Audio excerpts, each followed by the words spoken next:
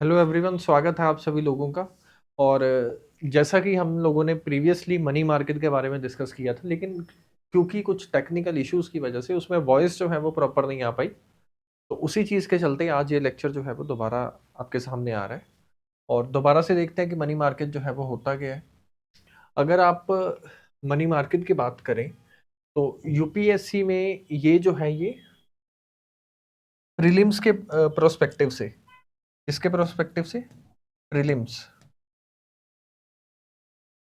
Prelims में ये बहुत ज़्यादा सिग्निफिकेंट है।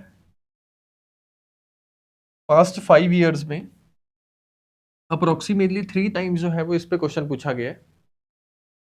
ठीक है, तो इस चीज़ का ध्यान रखिए। और प्लस ये है कि मेंस के प्रोस्पेक्टिव से आप इसको इसको करने की आवश्यकता जो है वो नहीं है। तो उन्हीं चीज़ों को देखिए, मनी मार्केट आज डिस्कस करने जा रहे हैं।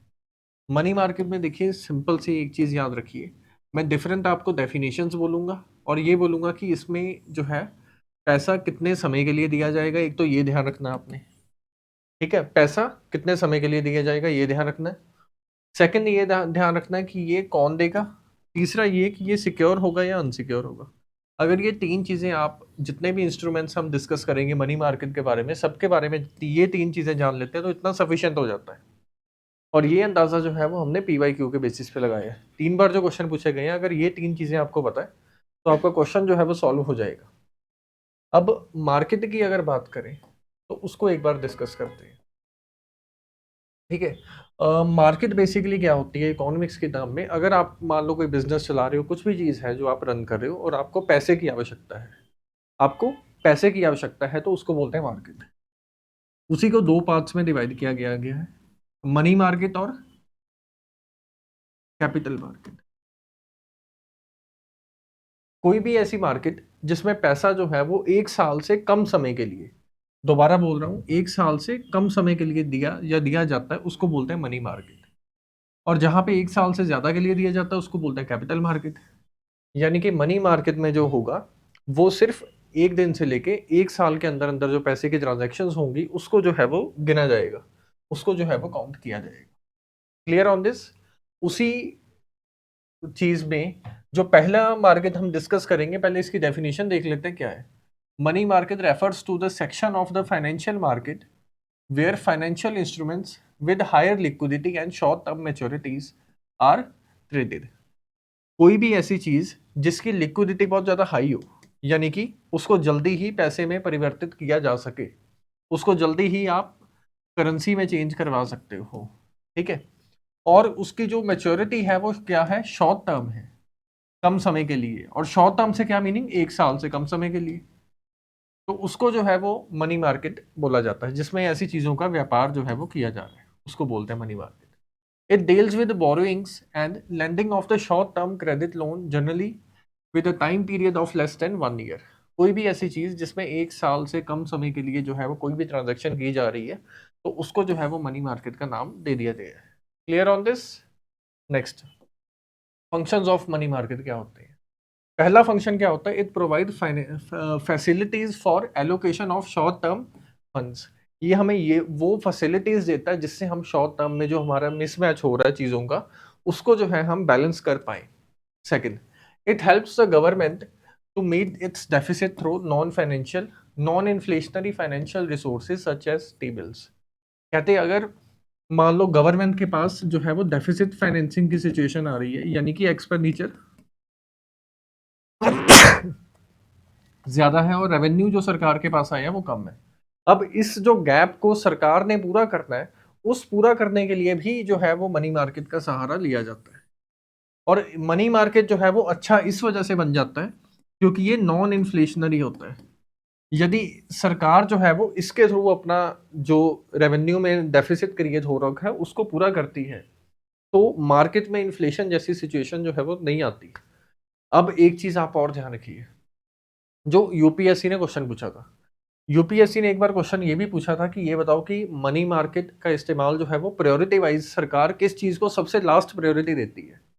तो उसमें ऑप्शन था कि नई करेंसी छापने को, करेंसी प्रिंट करना, नहीं, ये सरकार के पास आखिरी ऑप्शन होता है। पहला जो प्रायोरिटी में ऑप्शन होता है वो यही होता है कि नॉन इन्फ्लेशनरी है और मनी मार्केट है, शॉर्ट टर्म के लिए लोन ले लो और उसके बाद अपना जो डेफिसिट क्रिएट हो रखा है, जो एक्सपेंडिचर और रेवेन्यू का गैप है, उसको जो है वो हम पूरा कर देते हैं।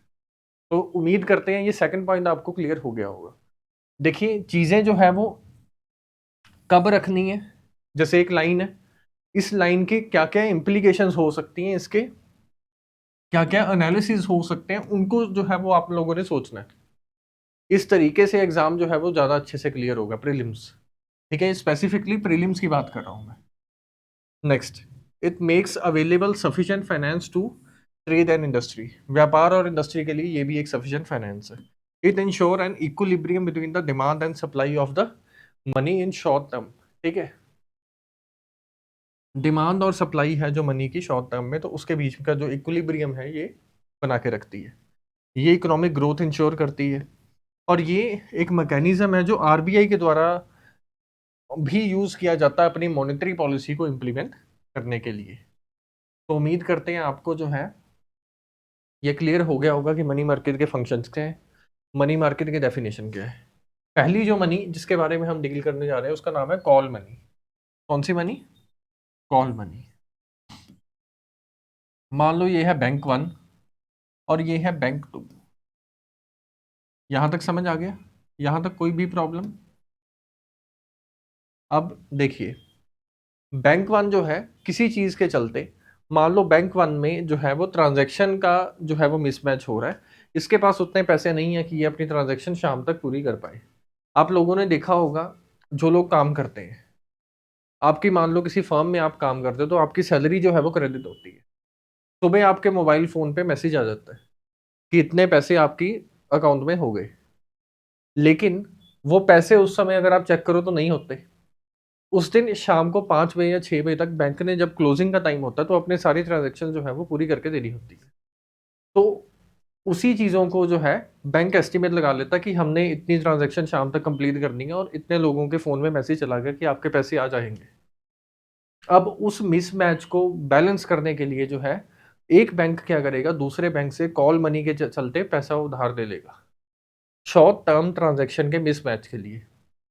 अब ये जिस बैंक से उधार लेगा वो जो रेट ऑफ इंटरेस्ट रखेगा वो कम रखेगा, क्योंकि कल को अगर मान लो इसको सेम चीज की जरूरत पड़ जाए। ठीक है, आज फाइनेंशियल क्रंच इस चीज के ऊपर है, हो सकता है कल इसके ऊपर हो। तो उन्हीं चीजों के चलते जो आपस में बैंक्स के ट्रांजैक्शंस होते हैं, वो पैसा जो एक बैंक दूसरे बैंक को कॉल करके बोलता है कि हमें भेज दो शॉर्ट टर्म के लिए, क्योंकि हमारे पास जो ट्रांजैक्शंस का मिसमैच हो रहा है उसको हम लोग पूरा कर पाए, उसको बोलते हैं कॉल मनी। तो उम्मीद करते हैं कॉल मनी जो है वो आपके सामने हो गया होगा क्लियर। अब कॉल मनी, उसके बाद आती है टर्म मनी। सेम चीज है, कोई फर्क नहीं है। नोटिस मनी भी सेम है। अब आप बोलोगे कि सर इसके नाम में डिफरेंस कैसे आया? इसके नाम में जो डिफरेंस आया वो इसके पैसा लेने के समय के ऊपर आधारित है। जैसा कि कॉल मनी कम समय के लिए होगा। नोटिस मनी में क्या होता है? नोटिस मनी में जो है वो 2 से लेके 14 दिन तक, यानी 2 दिन से लेके तकरीबन 2 हफ्ते तक के लिए पैसा उधार लिया जाता है। अगर मान लो 2 हफ्ते से भी ज्यादा समय के लिए पैसा उधार में लेना तो टर्म मनी काम आती है। ठीक है, तो एक्चुअल में अगर इंक्रीजिंग ऑर्डर देखना हो तो पहले कॉल मनी है जो कि 1 या 2 दिन के लिए होती है। उसके बाद नेक्स्ट जो आती है वो आती है नोटिस मनी, जो कि 2 दिन से लेके 14 दिन तक होती है। बेसिकली 2 हफ्ते भी बोल सकते हैं इसको। और उसके बाद अगर देखें तो उसके नेक्स्ट जो लेवल होता है उसको बोलते हैं टर्म मनी, जो 14 दिन से ऊपर के लिए होती है। तो ये बेसिकली जो है वो इनका सिनेरियो रहता है। अब एक बार फॉर्मल डेफिनेशन को भी रीड कर लेते हैं ताकि चीजें जो है वो और क्लियर हो जाए। Call money is also refer to as the money at call. It deals with very short term funds, जैसे कि 1 डे और सम आवर्स। नोटिस मनी के केस में it is use for borrowing and lending operation for 2 to 14 days, 2 से 14 दिन के लिए। Term money more than 14 days. तो अब तक उम्मीद करते हैं कि आपको जो है कॉल मनी, टर्म मनी और नोटिस मनी, ये तीनों चीजें जो है वो क्लियर हो गई होंगी। यहां तक कुछ भी प्रॉब्लम है तो आप लोग पूछ सकते हैं। ठीक है, नेक्स्ट आ गया टी बिल्स क्या होते हैं। टी बिल्स क्या होते हैं? अब एक सिंपल सी एक डेफिनेशन, जो एक डायग्राम बनाता हूँ, उस डायग्राम को समझिए, उसके बाद चीजें और क्लियर होंगी। ठीक है। ये बेसिकली क्या होती है, एक तरीके की गवर्नमेंट सिक्योरिटीज होती है। क्या होती है? Government securities. और ये किसके द्वारा इशू की जाती है? सरकार को जब पैसे की जरूरत पड़ती है, सरकार को जब पैसे की आवश्यकता है, तो उस समय सरकार जो है वो आरबीआई की हेल्प लेगी। आरबीआई जो है वो गवर्नमेंट के बिहाफ पे गवर्नमेंट सिक्योरिटीज जो है वो इशू करनी शुरू कर देंगी, और उसी चीज को जो है क्या बोला जाएगा? T bills. ठीक है। और इसका जो मैच्योरिटी पीरियड है, इसके बारे में जो है वो ध्यान रखो कि इसका कितना होना चाहिए। मैच्योरिटी पीरियड जो इस सिक्योरिटीज का होना चाहिए वो 14 डेज से लेके लगभग एक साल तक, 365 364 डेज, एक साल से थोड़ा कम जो है वो होता है। ठीक है। तो ये इसका क्या होगा? मैच्योरिटी पीरियड होगा। अगर टी बिल्स की बात करें तो इनको भी जो है वो दो पार्ट्स में डिवाइड किया जा सकता है। ऑर्डिनरी होते हैं एक तो, और एक होते हैं रेगुलर टी बिल्स। कौन से होते हैं? Regular T bills. Regular T bills over a period of time regularly issue किए जाते हैं। ऑर्डिनरी जो नॉर्मल डेफिसिट की सिचुएशन है उसको पूरा करने के लिए किया जा रहा है। नेक्स्ट आ गया कमर्शियल बिल्स। क्या होते हैं? It refers to the bill of exchange which is used to finance the short-term working capital requirement for any business. They are negotiable, self-liquidate, ठीक है, instrument in which the seller is draw while the buyer is drawing. Clear on this? अब ये देखिए commercial bills क्या होते हैं। मान लो आप एक बिजनेसमैन हो, कंपनी चला रहे हो।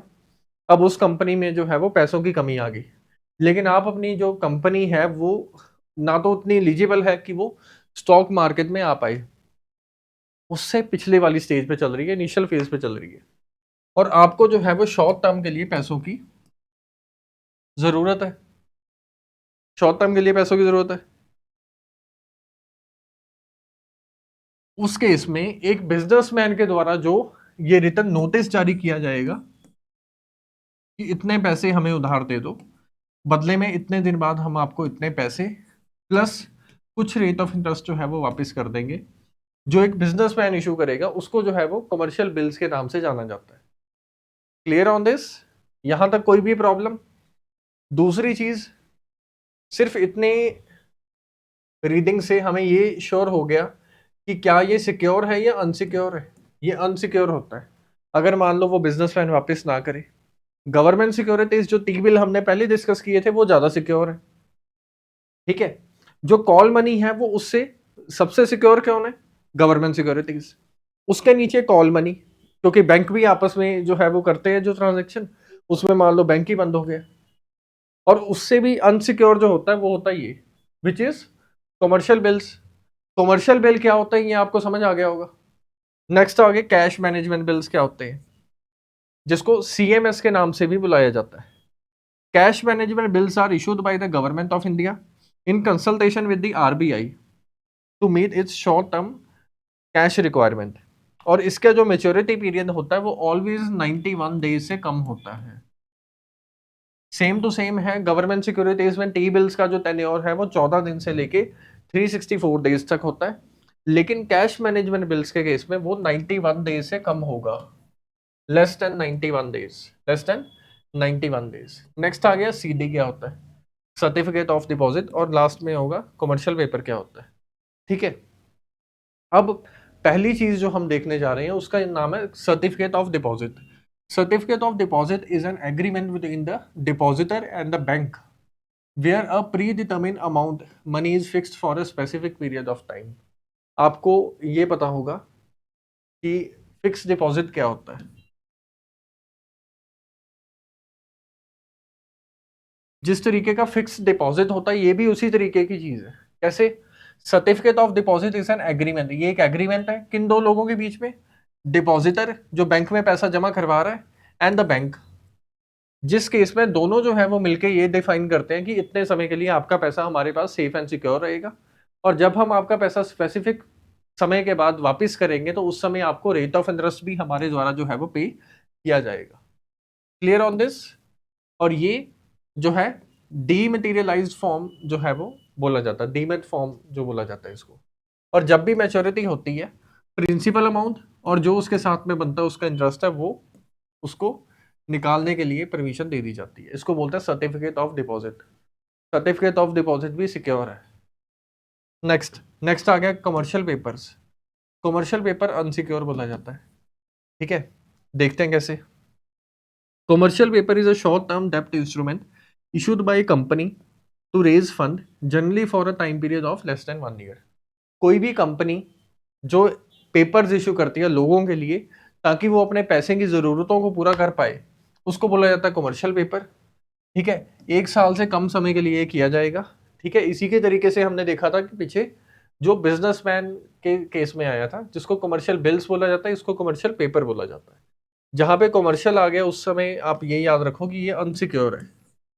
इसके बेसिस पे यूपीएससी का एक एमसीक्यू भी है, उसको भी सॉल्व करना, तो उसमें भी जो है वो सेम लॉजिक ही लगेगा आपका। ठीक है, चलिए नेक्स्ट। अब नेक्स्ट जो स्लाइड है उसमें देखते हैं क्या चीजें हैं। नेक्स्ट आ गया repo and reverse repo market. Repo and reverse repo market. अब रेपो और रिवर्स रेपो मार्केट की बात करते हैं। इसमें बेसिकली क्या होगा, एक रीपरचेज एग्रीमेंट होगा जो साइन किया जाएगा लोन देने वाले से और लोन लेने वाले से। दोनों जो है वो उस एग्रीमेंट को साइन करके ये बोलेंगे कि हम इतने समय के बाद जो है वो ये पैसा रिटर्न करेंगे और जो हमने हमारे पास ये चीज़ है ये इसको वापस कर देंगे। The repo rate, the repurchase rate is the rate at which RBI lends money to bank when bank face shortage of funds. जब बैंकों के पास शॉर्टेज ऑफ फंड्स होती है तो उस समय बैंक जिस तरीके से जो है वो, जिस जरिए से जो है वो अपना रेवेन्यू इंक्रीज करते हैं, उसको बोला जाता है repo. They are short term usually overnight borrowing. इनको ओवरनाइट बोरिंग के नाम से भी बोला जाता है। ठीक है, रिवर्स रेपो के केस में जो है आरबीआई उससे बैंक से अप्रोच करेगा और उससे जो है वो पैसा लेगा। ठीक है, नेक्स्ट आ गई कौन सी मार्केट, कैपिटल मार्केट। अब मनी मार्केट में हमने मेजर चीज़ों को जो है वो डिस्कस कर लिया है। मनी मार्केट में बेसिकली जो है वो आपको ध्यान रखना, जो वो ये ध्यान रखो, call money, term money, notice money. ठीक है, कमर्शियल बिल और कमर्शियल पेपर में क्या फ़र्क है। ठीक है, टी बिल्स क्या होते हैं, कमर्शियल बोरिंग्स जो है वो क्या होती हैं। इन सब चीज़ों के अराउंड ही जो है वो क्वेश्चन घूमता है, इससे बाहर क्वेश्चन नहीं जाता। बस यहीं पे इन सब चीज़ों के चलते ही मनी मार्केट जो है वो सफिशिएंटली आपकी कवर हो सकती है। ठीक है, अब नेक्स्ट जो मार्केट है वो कौन सी है, कैपिटल मार्केट। कैपिटल मार्केट में जो है वो दो तरीके की मार्केट है, which is primary and secondary. Primary और सेकेंडरी में क्या फ़र्क है, दोनों को समझाता हूँ। फॉर एग्जांपल आपकी जो है कंपनी है, अब आपकी कंपनी इतनी एलिजिबल है कि वो स्टॉक एक्सचेंज पे रजिस्टर हो सकती है और उसके शेयर जो है वो बेचे या खरीदे जा सकते हैं। Clear on this. अब आपकी कंपनी जो है वो धीरे धीरे ग्रो करके इतनी एलिजिबल होगी। अब पहली बार जब आपकी कंपनी का आईपीओ निकलेगा, यानी पहली बार आपकी कंपनी जो है वो स्टॉक मार्केट में रजिस्टर होगी और उसके शेयर्स जो है वो नॉर्मल पब्लिक के लिए इशू किए जाएंगे, उस समय जो लोग उसके शेयर खरीदेंगे। ठीक है, और जो पहली बार आपकी कंपनी जो है वो रजिस्टर हुई और जिसके स्टॉक बिकने शुरू हुए, उसको बोला जाता है प्राइमरी मार्केट। क्या बोला जाता है, प्राइमरी मार्केट। मान लो आपकी कंपनी को जो है वो लगभग काम करते हुए 3 साल 4 साल या 10 साल हो गए हैं। अब आपकी कंपनी के लगातार शेयर्स जो है वो इशू होते हैं मार्केट में, रजिस्टर किए हुए 10 साल हो गए हैं, सेबी की निगरानी के नीचे जो है वो आपकी कंपनी काम कर रही है। ठीक है, तो उस समय जो चीज़ें होंगी आपके द्वारा, जो शेयर वगैरह इशू किए जाएंगे, उनको सेकेंडरी मार्केट में बोला जाएगा। प्राइमरी मार्केट और सेकेंडरी मार्केट में यही फर्क होता है। फॉर एग्जाम्पल डेफिनेशन देखते हैं। Involve the initial issuance of new security to the public. जब नई सिक्योरिटीज पब्लिक के लिए इशू की जाती है उनको बोला जाता है प्राइमरी मार्केट। इंस्ट्रूमेंट्स कौन कौन से होते हैं, इनिशियल पब्लिक ऑफरिंग होती है, राइट इशू करते हैं, और प्राइवेट प्लेसमेंट जो है वो होती है। तो ये आपको समझ आ गया होगा। ओवरसाइटिंग किसके द्वारा की जाती है, security and exchange board of India के द्वारा इसकी ओवरसाइटिंग की जाएगी। ठीक है, तो प्राइमरी मार्केट क्लियर हो गया होगा, इसमें क्या क्या चीजें होती हैं। नेक्स्ट आ गया सेकेंडरी मार्केट क्या होता है। सेकेंडरी मार्केट का जो फंक्शन है वो ये होता है कि जो पहले से ही इशू की गई हैं सिक्योरिटीज, उनको देखना और उनके इन्वेस्टर्स को देखना कि वो क्या कर रहे हैं। इसमें बेसिकली जो है इक्विटी शेयर्स हो गए, बॉन्ड्स हो गए, और अदर सिक्योरिटीज हैं जो इशू की जाती है। ठीक है, मेजर एक्सचेंज जो किया जाता है, जहाँ पे एक्सचेंज होता है जिस प्लेटफॉर्म पे, उसको नेशनल स्टॉक एक्सचेंज और बॉम्बे स्टॉक एक्सचेंज के नाम से बोला जाता है, और इनके ऊपर भी सेबी जो है वो वर्क करती है और गाइडलाइंस इशू करेगी। Clear on this? Stock exchange जो है वो क्या होता है? नेशनल स्टॉक एक्सचेंज एक एग्जांपल है, बॉम्बे स्टॉक एक्सचेंज। इसके फंक्शंस क्या होते हैं? ये एक इलेक्ट्रॉनिक ट्रेडिंग प्लेटफॉर्म प्रोवाइड करता है कोई भी ट्रांजैक्शन करने के लिए। कंट्रीब्यूशन क्या होती है इसकी? प्राइस डिटर्मिनेशन, एनहेंस लिक्विडिटी, ठीक है, and ensure equitable and transparent trading practices. Security deposits क्या होते हैं? National security deposit limited NDTL जो है, एंड सीडीएसएल यानी कि सेंट्रल डिपॉजिट सर्विस लिमिटेड, इन दोनों के द्वारा ये चलाया जाता है सिक्योरिटी डिपॉजिट्स को। और इसके फंक्शन बेसिकली क्या होते हैं? होल्डिंग और सेटलमेंट्स के बारे में देखना, जो सिक्योरिटीज के कंटेक्स्ट में चली जा रही है। रेगुलेटरी अथॉरिटी की जो कैपिटल मार्केट के केस में सिर्फ और सिर्फ सेबी होगी, ठीक है। और ओवरसाइटिंग ये क्या करती है कि regulating stock exchange, broker, investor bank and intermediaries, इन सब चीज़ों को जो है वो देखा जाएगा, ठीक है। तो उम्मीद करते हैं आज का लेक्चर जो है वो आपको समझ आया होगा। इसमें यदि कोई भी प्रॉब्लम है तो आप लोग कमेंट सेक्शन में बताइए, हम लोग डेफिनेटली आपकी प्रॉब्लम को सॉल्व करने की कोशिश करेंगे। शुक्रिया।